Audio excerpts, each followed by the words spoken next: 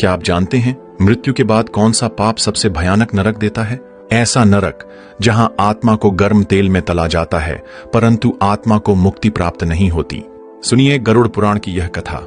एक बार गरुड़ जी ने भगवान विष्णु से पूछा, हे प्रभु, मृत्यु के बाद कौन से पापी को सबसे भयंकर नरक मिलता है? कौन सा ऐसा पाप है जिससे आत्मा असहनीय पीड़ा में जलती है? भगवान विष्णु बोले, हे गरुड़, अनेक नरक हैं, परंतु जिन पापों का प्रभाव लंबे समय तक रहता है उनमें से एक है कुंभीपाक नरक। उसमें वे प्राणी गिरते हैं जिन्होंने दूसरों को छल से मांस खिलाया हो, ब्राह्मणों का अपमान किया हो या निरीह जीवों की हत्या की हो। फिर भगवान विष्णु जी ने कथा सुनाना प्रारंभ किया। काशी नगरी में एक धनाढ्य व्यापारी था, रघुपति सेठ। नाम से तो वह धर्मात्मा कहलाता था, पर भीतर से वह क्रूर, लोभी और पाखंडी था। उसका एक बड़ा पाप यह था, वह अपने भोज में, यज्ञ और दान में मांस परोसता था और आमंत्रितों को यह नहीं बताता था कि भोजन में मांस मिला है। ब्राह्मणों को बुलाकर कहता, यह शुद्ध भोजन है, यज्ञ का प्रसाद है, जबकि वह भोजन मांस युक्त होता। लोगों ने जब पूछा, क्या यह सत्य है? वह हंसकर कहता, झूठ बोलना कोई पाप नहीं, अगर दान हो रहा हो। उसने न जाने कितने ब्राह्मणों और अतिथियों को मांस खिला दिया बिना उनकी सहमति के।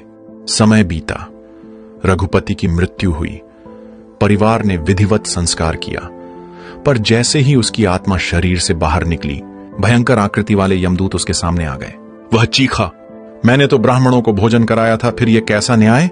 यमदूत बोले, तूने उन्हें मांस खिलाया, वो भी बिना बताए।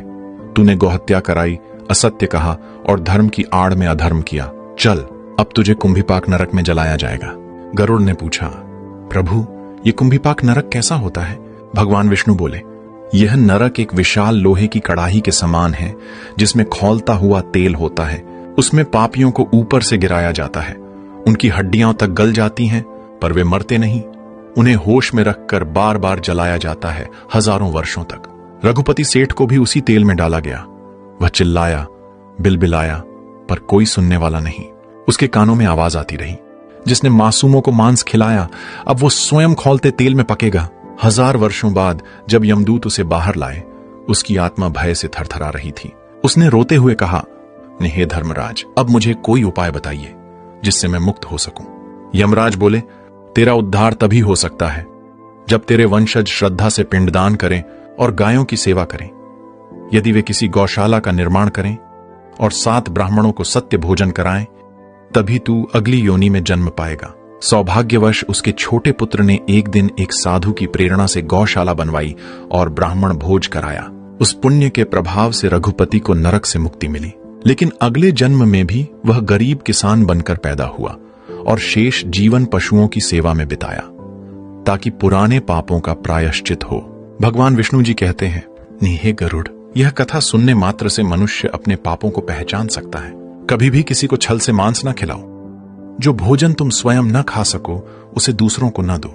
और सबसे बड़ी बात, गाय और ब्राह्मण का अपमान कभी न करो। ये कथा यही समाप्त होती है। कोई ये कहानी पसंद आई हो तो कृपया हमारे वीडियो को लाइक और शेयर करना ना भूलें।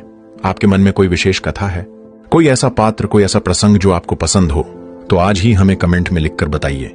हो सकता है अगली बार वही कथा हम इस मंच पर लेकर आएं, आपके नाम के साथ। चैनल को सब्सक्राइब जरूर करें और बेल आइकन को दबाएं, ताकि जब भी कोई नई कथा आए वो सबसे पहले आपके पास पहुंचे। फिर मिलेंगे एक और आध्यात्मिक यात्रा में। तब तक के लिए जय श्री हरि।